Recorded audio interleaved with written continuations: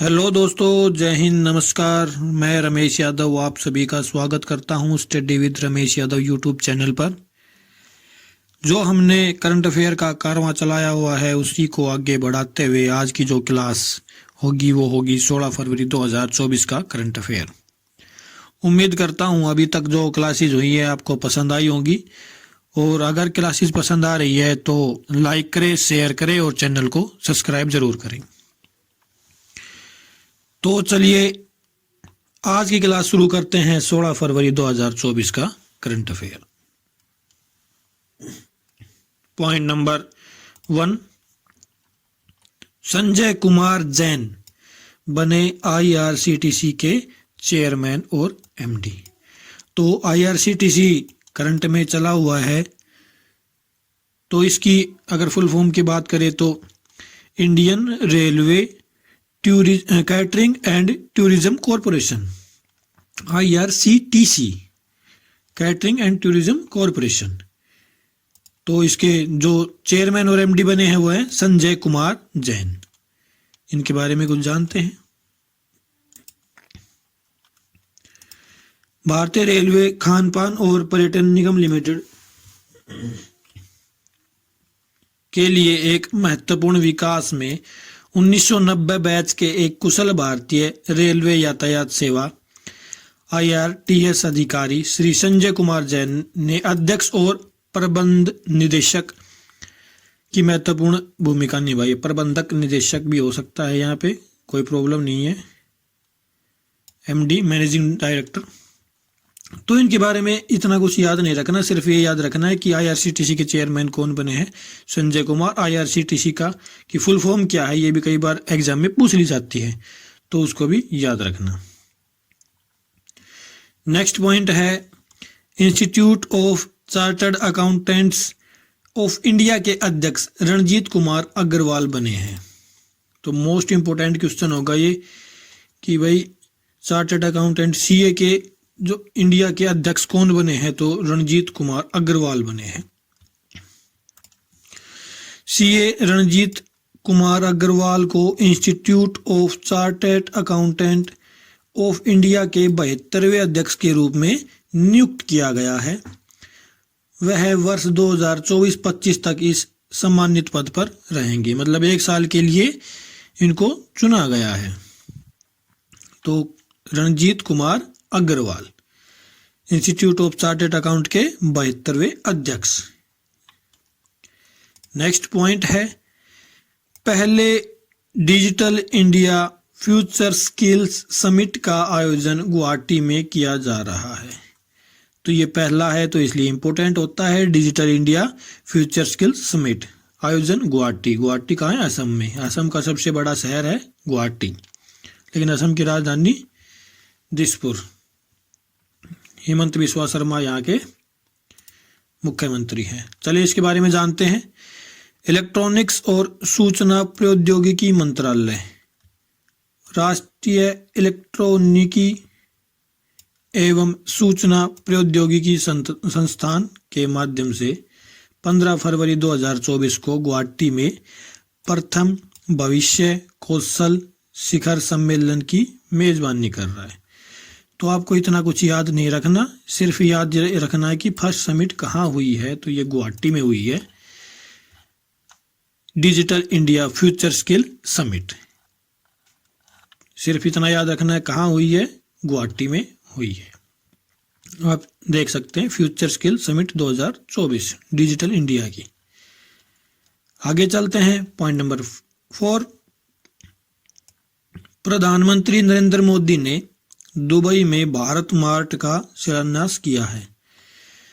देखो कोई भी चीजें बन रही है, मंदिर अभी उद्घाटन किया है हाल ही में नरेंद्र मोदी जी द्वारा, तो वो भी दुबई में बना है। एयर टैक्सी की शुरुआत की गई है, दुबई में की गई है। और भारत मार्ट का शिलान्यास हुआ है तो वो दुबई में हुआ है। ये दुबई से इंपॉर्टेंट क्वेश्चन बनते हैं। यूएई में है दुबई, लेकिन यूएई की राजधानी अबू धाबी है, दुबई नहीं है। तो भारत मार्ट का शिलान्यास नरेंद्र मोदी जी ने किया है। इंपॉर्टेंट रहेगा ये क्वेश्चन। देखते हैं ये मार्ट क्या करेगा। यह मार्ट भारत के सूक्ष्म लघु एवं मध्यम उद्यमों को खाड़ी, पश्चिमी एशिया, अफ्रीका और यूरेशिया क्षेत्रों में अंतर्राष्ट्रीय खरीदारों तक पहुंच बनाने का एक प्रभावी प्लेटफॉर्म उपलब्ध कराएगा। जो एमएसएमई है, हमारे छोटे लघु उद्योग जो हैं, वो अपने प्रोडक्ट वहाँ पे बेच सकते हैं, उन लोगों से कनेक्ट हो सकते हैं, क्योंकि दुबई में टूरिज्म बहुत ज़्यादा है, तो वहाँ के लोग उन चीज़ों को खरीद सकते हैं और उनकी पहुँच अफ्रीका और यूरोप, यूरेशिया तक हो सकती है। तो चलते हैं आगे। पॉइंट 5, लेबनानी न्यायाधीश नवाफ सलाम को अंतर्राष्ट्रीय न्यायालय के नए अध्यक्ष के रूप में चुना गया। तो नवाफ सलाम कहाँ के हैं? लेबनान के हैं और आईसीजे के नए अध्यक्ष चुने गए हैं। इम्पोर्टेंट रहेगा, मोस्ट इम्पोर्टेंट क्वेश्चन है ये, बारे में कुछ जानते हैं। अंतर्राष्ट्रीय न्यायालय से क्वेश्चन बनते रहते हैं। तो अंतर्राष्ट्रीय न्यायालय संयुक्त राष्ट्र का प्रधान न्यायिक अंग है। तो संयुक्त राष्ट्र आपको पता ही होगा, या हम एक स्ट्रेटेजिक के में संयुक्त राष्ट्र के ऊपर डिटेल से क्लास बना देंगे। तो ये उसी के अंदर आता है, संयुक्त राष्ट्र के अंदर। तो ये क्या है? एक कोर्ट है, इंटरनेशनल कोर्ट ऑफ जस्टिस, संयुक्त राष्ट्र का प्रधान न्यायालय है। इसकी स्थापना 1945 में की गई थी और अप्रैल 1946 में कार्य प्रारंभ कर दिया था। तो संयुक्त राष्ट्र की स्थापना भी उसी टाइम पे हुई थी, तो इसके साथ साथ इसकी स्थापना भी की गई थी। मुख्यालय की बात करें तो द हेग नीदरलैंड की राजधानी है द हेग, उसमें इसका मुख्यालय स्थित है, हेडक्वार्टर स्थित है। इसके प्रशासनिक व्यय का भार संयुक्त राष्ट्र संघ वहन करता है, तो उसका अंग है तो वो वहन वही करेगा। आधिकारिक भाषा की बात करें तो अंग्रेजी और फ्रेंच है, दो आधिकारिक भाषा है, अंग्रेजी और फ्रेंच। आईसीजे में 15 जज होते हैं जो संयुक्त राष्ट्र महासभा और सुरक्षा परिषद द्वारा 9 वर्षों के लिए चुने जाते हैं। इसकी गणपूर्ति संख्या 9 है। देखो गणपूर्ति क्या होता है कि भाई 15 जज हैं, तो 15 जज अगर अवेलेबल नहीं है तो कम से कम, कोई भी काम कर रहे हैं तो कम से कम 9 जज होने चाहिए। उसको बोलते हैं गणपूर्ति संख्या या कोरम। भाई कोई भी काम कर रहे हैं, अगर 5 आदमी है तो कोई भी काम कर रहे हैं तो भाई हम ये बोल दे भाई 3 आदमी होंगे तो ये काम हो जाएगा, अदरवाइज नहीं होगा। 2 आदमियों को फैसला नहीं मानना जाएगा, 3 का मानना जाएगा। तो उसी को बोलते हैं गणपूर्ति या कोरम। तो यहाँ पे गणपूर्ति कितनी है? 9 जजों की गणपूर्ति होगी। आगे चलते हैं। आईसीजे में न्यायाधीश के रूप में नियुक्ति पाने के लिए प्रत्याशी को महासभा और सुरक्षा परिषद दोनों में ही बहुमत प्राप्त करना होगा। ये इनकी प्रक्रिया है चुनाव की, ये इंपॉर्टेंट नहीं है हमारे लिए। इन न्यायाधीशों की नियुक्ति उनकी राष्ट्रीयता के आधार पर न होकर उच्च नैतिक चरित्र, योग्यता और अंतर्राष्ट्रीय कानूनों पर उनकी समझ के आधार पर होती है। ये तो सभी में लागू होता है, इसका तो कोई मैटर नहीं है। ऐसा नहीं है कि भाई अमेरिका का कोई भी जज है उसको बना दिया जाए, इंग्लैंड का बना दिया जाए। अभी जो चल रहा है उसमें ऐसा हुआ है कि पहली बार इंग्लैंड का कोई भी जज वहां पे मौजूद ही नहीं है। ये इतिहास में पहली बार हुआ है आईसीजे के अंदर। तो ऐसा नहीं है कि भाई किसी देश को प्राथमिकता मिलेगी, नहीं, किसी को भी कोई प्राथमिकता नहीं मिलेगी, योग्यता को प्राथमिकता मिलेगी। तो ये सभी में लागू होता है। आगे चलते हैं। एक ही देश से 2 न्यायाधीश नहीं हो सकते, ये इंपॉर्टेंट रहेगा, याद रखना। एक ही देश से 2 न्यायाधीश नहीं हो सकते। आईसीजे में पहले भारतीय मुख्य न्यायाधीश डॉक्टर नगेंद्र सिंह थे। मोस्ट इंपोर्टेंट रहेगा कि आईसीजे में भारत के पहले मुख्य न्यायाधीश कौन थे? डॉक्टर नगेंद्र सिंह। आगे चलते हैं। संयुक्त राष्ट्र चार्टर के अनुसार इसके सभी 193 सदस्य देश इस न्यायालय से न्याय पाने का अधिकार रखते हैं। वो तो भाई न्यायिक क्षेत्र है इनका, पूरे वर्ल्ड पे ही है। जो सदस्य हैं उनके सभी के ऊपर सभी यहाँ से न्याय ले सकते हैं। हालांकि जो देश संयुक्त राष्ट्र संघ के सदस्य नहीं है वो भी यहाँ न्याय पाने के लिए अपील कर सकते हैं। तो यहाँ पे अपील कर सकते हैं, न्याय दे या ना दे वो इनका काम है। आगे चलते हैं। न्याय द्वारा सभापति तथा उपसभापति का निर्वाचन और रजिस्ट्रार की नियुक्ति होती है। न्यायालय खुद ही करते हैं ये नियुक्तियां। मामलों पर निर्णय न्यायाधीशों के बहुमत से होता है। हाँ, मैं बताया ना कि 9 का कोरम है। 9 का कोरम है तो जिस साइड 5 जजों ने हाँ कह दी तो उस बात को हाँ होगा, 5 ने ना कह दिया तो ना होगा। तो ये बहुमत के आधार से होता है। आगे चलते हैं। सभापति को निर्णायक मत देने का अधिकार है, जैसे हमारे राज्यसभा में होता है। सभापति को निर्णायक मत देने का अधिकार है। न्यायालय का निर्णय अंतिम होता है तथा इस पर पुनः अपील नहीं की जा सकती है, परंतु कुछ मामलों में पुनर्विचार किया जा सकता है। तो पुनः अपील नहीं होती, यहाँ पे पुनः अपील नहीं होती, पुनः विचार हो सकता है। एक बार विचार और कर लो आप। वो उनका काम है कि वो विचार करे या ना करे, उसको खारिज भी कर सकते हैं। भारत के दलवीर भंडारी अंतर्राष्ट्रीय न्यायालय में अपने दूसरे कार्यकाल, अभी प्रेजेंट टाइम में भारत के कौन है न्यायाधीश? वहां पे दलवीर भंडारी। इंपॉर्टेंट क्वेश्चन रहेगा। जिनका कार्यकाल 2018 से 2027 के लिए चुने गए हैं। तो मोस्ट इम्पोर्टेंट रहेगा ये। इंग्लैंड के एक न्यायाधीश थे, उनका नाम मेरे को याद नहीं आ रहा। इनमें और उनमें दोनों में प्रतिस्पर्धा थी, तो उन्होंने ये चुनाव जीत लिया और इंग्लैंड का कोई भी वहां पे अब न्यायाधीश नहीं है। तो अंतर्राष्ट्रीय न्यायालय की एक बात और बता देता हूं कि यहाँ के जो फैसले लिए जाते हैं वो बाध्यकारी नहीं होते। कोई देश अगर नहीं मानना चाहता, उसको खारिज कर देता है, तो उस पर कुछ प्रतिबंध लगाए जा सकते हैं, लेकिन उनको ये मानने के लिए बाधित नहीं किया जा सकता। तो चलिए आगे चलते हैं। इसके लिए इतना ही। पॉइंट नंबर 6, अपार पर राष्ट्रीय सम्मेलन नई दिल्ली में शुरू हुआ। अपार पर राष्ट्रीय सम्मेलन नई दिल्ली में शुरू हुआ है। इंपॉर्टेंट क्वेश्चन रहेगा। देखो अपार क्या है, इसके बारे में जानते हैं।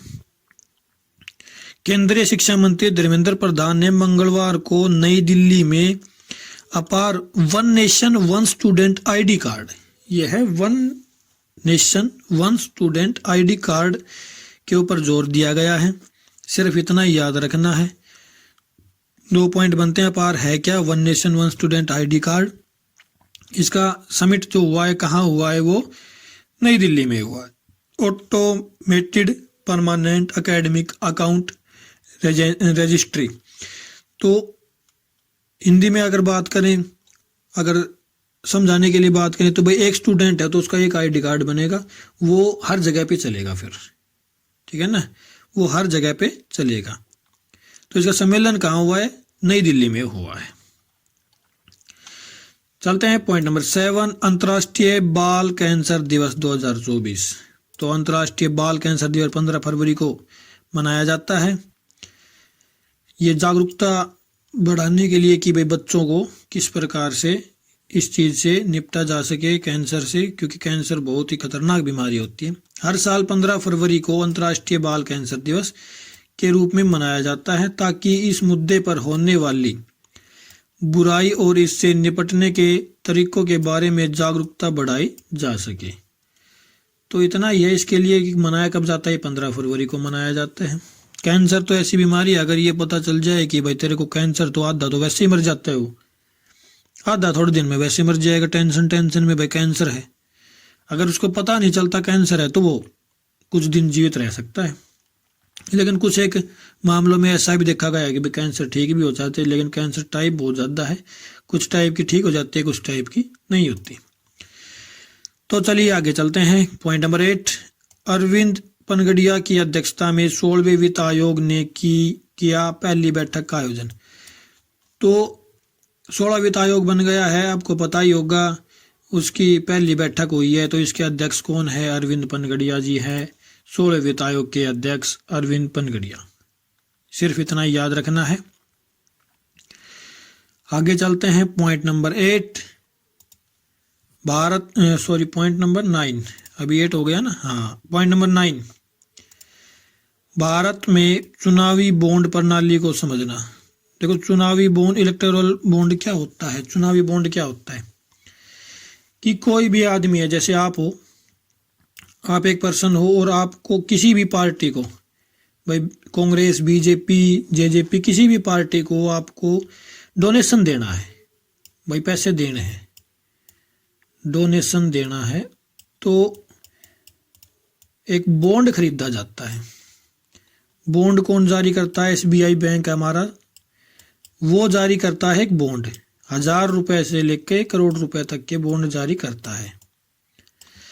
तो आप गए, भाई मैं 1000 रुपए देना चाहता हूं, किसी भी पार्टी को लगा सकते हो, आप अपने दिमाग में सोच सकते हो, भाई मैं उस ए पार्टी नाम रख लेते हैं, ए पार्टी को मैं 1000 रुपए देना चाहता हूं। तो आप एसबीआई के पास जाओगे कि भाई मेरे को 1000 रुपए का बॉन्ड दे दो, आपसे ये 1000 रुपए ले लेंगे और एक बॉन्ड जारी कर देंगे। वो बॉन्ड जाके आप इस पार्टी को दे दो और ये पार्टी जाके दोबारा एसबीआई बैंक में जाके उस बॉन्ड को कैश कर लेंगे। तो इसमें क्या है कि आपका नाम भी नहीं आया कहीं पे भी, भाई किसने ये बॉन्ड जारी किया, क्योंकि एसबीआई जो बैंक है इसको गोपनीय रखेगा कि भाई आपका नाम यहाँ पे डायरेक्ट नहीं जाएगा कि इसने इतने रुपए दिए हैं। तो ये मैटर है बॉन्ड का। लेकिन कुछ लोग इसका गलत फायदा भी उठा रहे हैं। बॉन्ड जारी क्यों किया गया? क्योंकि लोग पहले क्या है, कैश में पैसे दे देते थे, तो ब्लैक मनी और वाइट मनी का पता नहीं चलता था, ब्लैक मनी भी वाइट मनी में कन्वर्ट हो जाती थी। तो इसलिए ये बॉन्ड जारी किए गए थे। तो आपको उम्मीद करता हूँ समझ आया होगा चुनावी बॉन्ड क्या होता है। चलिए इसके बारे में कुछ जानते हैं। भारत ने चुनावी बॉन्ड योजना को राजनीतिक दलों के वित्तीय योगदान को साफ करने के उद्देश्य से एक तंत्र के रूप में पेश किया। 2018 में चालू यह नवोन्मेषी दृष्टिकोण देश में राजनीतिक चंदा देने और रिपोर्ट करने के तरीके में एक महत्वपूर्ण बदलाव का प्रतिनिधित्व करता है। तो बॉन्ड के बारे में मैंने आपको समझा ही दिया है। सुप्रीम कोर्ट ने अभी बॉन्ड पर रोक लगाई है तुरंत प्रभाव से कि इस पर रोक लगाई जाए कुछ दिन के लिए, क्योंकि बहुत सी धांधलेबाजी हो रही थी। इसके बारे में आगे कोई खबर आती है तो हम आपको जरूर बताएंगे, लेकिन चुनावी बॉन्ड क्या है मैंने आपको समझा दिया है। तो ये थी आज की क्लास 16 फरवरी 2024 का करंट अफेयर। उम्मीद करता हूँ आपको पसंद आई होगी। अगर पसंद आती है तो लाइक करें, शेयर करें और चैनल को सब्सक्राइब जरूर करें, जिससे ज़रूरतमंद बच्चों तक ये क्लास पहुँच सके। तो आज के लिए इतना ही, कल मिलते हैं। क्लास देखने के लिए आपका बहुत बहुत धन्यवाद। Thank you very much.